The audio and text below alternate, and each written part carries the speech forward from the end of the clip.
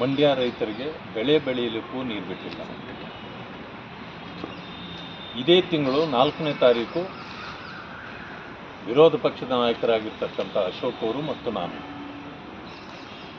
KRSಗೆ ಕೂಡ ವಿಸಿಟ್ ಮಾಡಿದ್ವಿ. ಆವತ್ತಿನ ಕಾಲದಲ್ಲಿ ಕೇವಲ 10 TMC ನೀರಿದೆ ಅಂತಕ್ಕಂಥ ಮಾತು ಬಂತು. 4000 ಕ್ಯೂಸೆಕ್ಸ್ 4 TMC ಅದು ಡೆಡ್ ಸ್ಟೋರೇಜ್ ಇರುತ್ತೆ. ಇನ್ನು 6 TMC ಮಾತ್ರ ಇದೆ, ಅದು ಕುಡಿಯೋ ನೀರಿಗೆ ಮಾತ್ರ ಆಗುತ್ತೆ, ಇಲ್ಲಂತಂದರೆ ಕಷ್ಟ ಆಗುತ್ತೆ ಅಂತ. ಈಗ ಮಳೆ ಪರಿಸ್ಥಿತಿ ಎಲ್ಲರಿಗೂ ಗೊತ್ತಿದೆ. ಇಂಥ ಪರಿಸ್ಥಿತಿ, ಕಠಿಣ ಪರಿಸ್ಥಿತಿಯಲ್ಲಿ ಶಿಂಷಾದಲ್ಲಿ ಏನು ವಿದ್ಯುತ್ ಉತ್ಪಾದನಾ ಘಟಕ ನೀರಿಲ್ಲದೆ ನಿಂತು ಹೋಗಿದೆ. ಮತ್ತು ನೀರು ಎಲ್ಲಿಂದ ಬರಬೇಕು? ಇಂಥ ಸಂದಿಗ್ಧ ಪರಿಸ್ಥಿತಿಯಲ್ಲಿ ನಮ್ಮ ಸರ್ಕಾರ ಟ್ರಿಬ್ಯುನಲ್ಗೆ ಮನವರಿಕೆ ಮಾಡಿಕೊಡ್ಬೇಕು. ಇಲ್ಲ ಅಂತಂದರೆ ಬಹಳಷ್ಟು ತೊಂದರೆಯನ್ನು ನಾವು ಅನುಭವಿಸ್ಬೇಕಾಗತ್ತೆ. ಇದರ ಮಧ್ಯದಲ್ಲೂ ನೀರು ಬಿಡೋದು ಅಂತಂದರೆ ಇದು ಆಗಲಾರದ ವಿಚಾರ. ಈ ರೀತಿ ಮಾಡೋದನ್ನು ನಾವೆಲ್ಲರೂ ಕೂಡ, ಇಡೀ ಕರ್ನಾಟಕದ ಜನ ಇದನ್ನು ವಿರೋಧಿಸಬೇಕಾಗತ್ತೆ. ಈ ಮನವರಿಕೆ ಮಾಡಿಕೊಡ್ತಕ್ಕಂಥ ಕೆಲಸವನ್ನು ಸರ್ಕಾರ ಮಾಡದೇ ಇದ್ದರೆ, ಸೊ ಸರ್ಕಾರ ಅಲ್ಲಿಗೆ ನಮ್ಮ ರಾಜ್ಯದ ಅಥವಾ ರೈತರ ಪರವಾಗಿ ಕುಡಿಯುವ ನೀರಿನ ಆ ಸಮಸ್ಯೆ ಎದುರಿಸಲಾರದಂಥ ಪರಿಸ್ಥಿತಿ ಇರುವಾಗ ಅದನ್ನು ಮಾಡಲಿಲ್ಲ ಅಂತಂದರೆ ಇವರಿಗೆ ಕಾಳಜಿ ಇಲ್ಲ ಅಂತಕ್ಕಂಥದ್ದು ಎದ್ದು. ಇದರ ಮಧ್ಯೆ ಈಗ ತಮಿಳುನಾಡು ಮುಖ್ಯಮಂತ್ರಿ ಆಗಸ್ಟ್ 3ಕ್ಕೆ ಬಂದು ಮಾತುಕತೆ ಮಾಡುವಂಥದ್ದು ಕೂಡ ನಿಗದಿ ಆಗ್ತಾ ಇದೆ ಸರ್ ಬೆಂಗಳೂರಲ್ಲಿ. ಅಲ್ಲ, ಇನ್ನೂ ಅದು ಯಾರೂ ಕೂಡ ಕನ್ಫರ್ಮ್ ಮಾಡಿಲ್ಲ. ಇದು ಊಹಾಪೋಹಗಳಲ್ಲೇ ಇದೆ.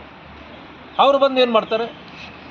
ಅವರು ಬಂದರೂ ಕೂಡ ತಮಿಳುನಾಡಿನ ಪರವಾಗೇ ಮಾತಾಡ್ತಾರೆ. ಅವರು ಕರ್ನಾಟಕದ ಪರವಾಗಿ ಅವರು ಮಾತಾಡಲಿಕ್ಕೆ ಸಾಧ್ಯವೇ ಇಲ್ಲ. ನಾವು ಕೂಡ ಕರ್ನಾಟಕದ ಪರವಾಗಿ ಮಾತಾಡಬೇಕಲ್ಲ, ನಮ್ಮ ಮುಖ್ಯಮಂತ್ರಿಗಳು ನಿಲ್ಲಬೇಕಲ್ಲ. ಮೇಕೆದಾಟಿನ ಸಮಸ್ಯೆ ಏನಾಯಿತು? ಮೇಕೆದಾಟು ಯಾರ ಪರ್ಮಿಷನ್ನು ಬೇಕಾಗಿಲ್ಲ, ಪ್ರಾರಂಭ ಮಾಡ್ಬೋದು ಅಂತ ಮಾಡಿದ್ರಲ್ಲ. ಇದೇ ಮಾನ್ಯ ಮುಖ್ಯಮಂತ್ರಿಗಳು ಅಂದಿನ ಕಾಲದಲ್ಲಿ KPCC ಅಧ್ಯಕ್ಷರಾಗಿದ್ದರು.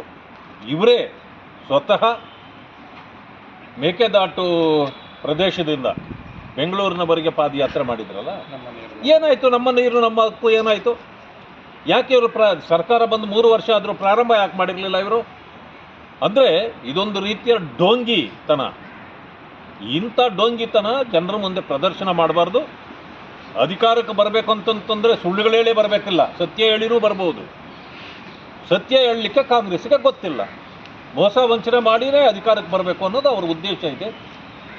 ಇದನ್ನು ಜನ ಈಗಲಾದರೂ ಅರ್ಥ ಮಾಡ್ಕೊಂಡಿದ್ದಾರೆ ಅಂತ ನಾನು ತಿಳ್ಕೊತೀನಿ. ಸರ್, ಮೇಕೆದಾಟು ಯೋಜನೆಗೆ ಕೇಂದ್ರದಲ್ಲಿ ಹಾಕಿದಂಥ ಪ್ರಶ್ನೆಗೆ ಉತ್ತರ ಸಿಕ್ಕಿದೆ. ಯಾರ ಅನುಮತಿಯೂ ಬೇಕಿಲ್ಲ, ಅವಶ್ಯಕತೆ ಇಲ್ಲ ಅಂತ. ಈಗ ಕೇಂದ್ರ ಸರ್ಕಾರ ಹೇಳಿದೆಯಲ್ಲ, ಈಗ ಯಾರ ಅನುಮತಿಯೂ ಬೇಕಿಲ್ಲ ಅಂತಂತಂದರೆ ಹೊರ ರಾಜ್ಯಗಳ ಅನುಮತಿ ಬೇಕಾಗಿಲ್ಲ. ಆದರೆ ಟ್ರಿಬ್ಯುನಲ್ ಮುಂದೆ ಮತ್ತೆ ಹೋಗಲೇಬೇಕಲ್ಲ. ಟ್ರಿಬ್ಯುನಲ್ ಮುಂದೆ ಕ್ಲಿಯರೆನ್ಸು ತಗೊಂಡು ಬರಬೇಕು ಸರ್ಕಾರ. ಆದರೆ ನಾವು ಆಗ ಹೇಳಿದಾಗ ಇವರೇನು ಹೇಳಿದ್ರು? ಯಾರ ಪರ್ಮಿಷನ್ನು ಬೇಕಾಗಿಲ್ಲ, ಟ್ರಿಬ್ಯುನಲ್ಲು ಬೇಕಾಗಿಲ್ಲ, ನೀವು ಏನೋ ಗುದ್ದಲಿ ಪೂಜೆ ಮಾಡಿಬಿಡಿ ಅಂದರು. ಯಾಕೆ ನಿಮಗೆ ಗುದ್ದಲಿ ಸಿಗ್ತಾ ಇಲ್ವಾ? ಈಗ ಪೂಜೆ ಸಾಮಾನು ಸಿಗ್ತಾ ಇಲ್ವಾ? ಗುದ್ದಲಿ ಸಿಗ್ತಾ ಇಲ್ವಾ DK ಶಿವಕುಮಾರ್ ಅವ್ರಿಗೆ? ಈ ಜನ ಪ್ರಶ್ನೆ ಕೇಳ್ತಾರೆ, ಇದಕ್ಕೆಲ್ಲ ಉತ್ತರ ಕೊಡ್ಬೇಕಲ್ಲ ಅವರು. ಅದರಿಂದ ನೋಡೋಣ ಈ ಸದ್ಯ ಏನು ಮಾಡ್ತಾರೆ. ನಾಳೆಯಿಂದ ನಾನು ಕೂಡ ಮಾನ್ಯ ಮುಖ್ಯಮಂತ್ರಿಗಳ ಕ್ಷೇತ್ರದಿಂದಲೇ ನನ್ನ ಪ್ರವಾಸ ಕಾರ್ಯಕ್ರಮವನ್ನು ನಾನು ಹಮ್ಮಿಕೊಂಡಿದ್ದೇನೆ. ಎಲ್ಲೆಲ್ಲಿ ಮಳೆ ಆಗಿಲ್ವೋ ಅಲ್ಲಿ ಪರಿಸ್ಥಿತಿ ಏನಿದೆ, ಶಿಂಷಾದಲ್ಲಿ ಯಾಕೆ ನೀರು ಬರ್ತಾ ಇಲ್ಲ, ಯಾಕೆ ಇದು ವಿದ್ಯುತ್ ಘಟಕ ನಿಂತಿದೆ, ಹೀಗೆ ನಾನು ರಾಮನಗರ, ಮಂಡ್ಯ, ಚಾಮರಾಜನಗರ ಮತ್ತು ಮೈಸೂರು ಜಿಲ್ಲೆಗಳಲ್ಲಿ ಪ್ರವಾಸ ಕಾರ್ಯಕ್ರಮ ಮಾಡಿದ್ದೀನಿ.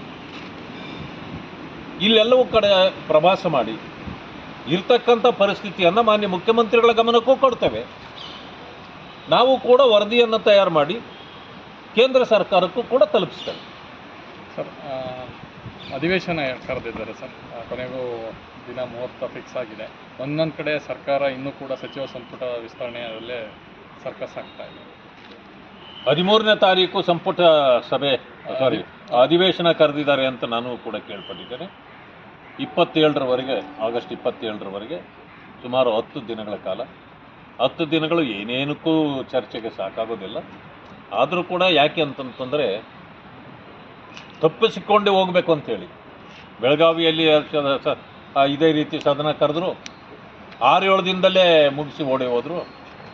ಹೀಗೆ ಪ್ರತಿ ಸಾರಿ ಹೀಗೆ ಮಾಡ್ತಿದ್ದಾರೆ. ಈ ಸಾರಿನೂ ಹಾಗೆ ಮಾಡಿದ್ದಾರೆ. ಈ ಸಾರಿ ಬರ ಪರಿಸ್ಥಿತಿ ಇದೆ, ಭ್ರಷ್ಟಾಚಾರದ ವಿಚಾರಗಳಿದೆ, ಭೂ ಕಬಳಿಕೆ ವಿಚಾರಗಳಿವೆ, ಇದು ಏನೋ ಅಪಾಯಿಂಟ್ಮೆಂಟ್ಸು ನೇಮಕಾತಿಗಳ ವಿಚಾರ ಇದೆ. ಅನೇಕ ವಿಚಾರಗಳು ಈ ಸಾರಿ ನೆನೆಗುದಿಗೆ ಬಿದ್ದಿದೆ.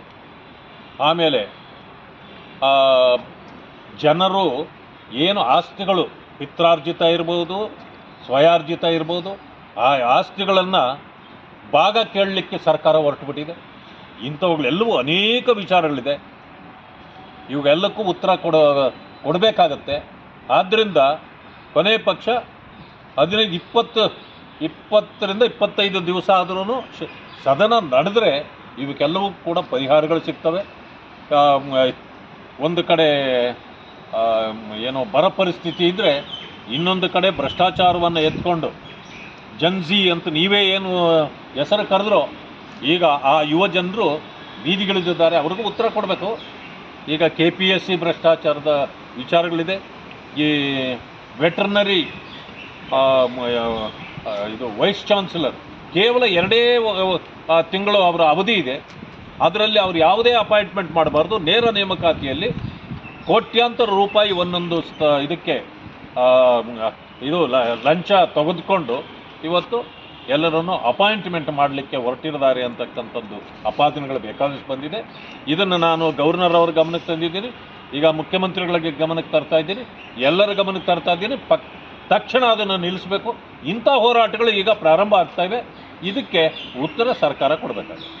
S, thank you.